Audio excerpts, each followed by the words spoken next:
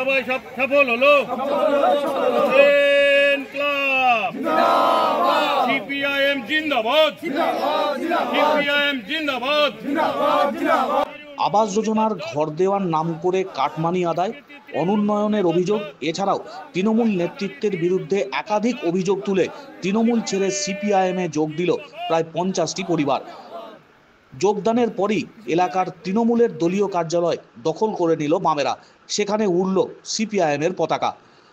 মুর্শিদাবাদের ডোমকল পৌরসভার 16 নম্বর ওয়ার্ডের 144 নম্বর বুথের প্রায় 50টি তৃণমূল সমর্থক পরিবার দীর্ঘদিন ধরে অভিযোগ জানাচ্ছিলেন।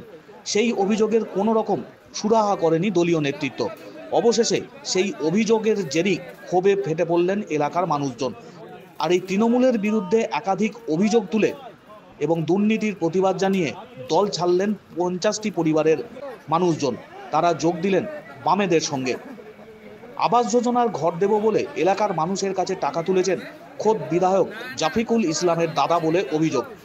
ওই ওয়ার্ডের সভাপতি জাহাঙ্গীর মণ্ডল তিনিও এই ঘটনার সঙ্গে যুক্ত। টাকা নেওয়া হয়েছে অথচ ঘর দেওয়া হয়নি বলে অভিযোগ।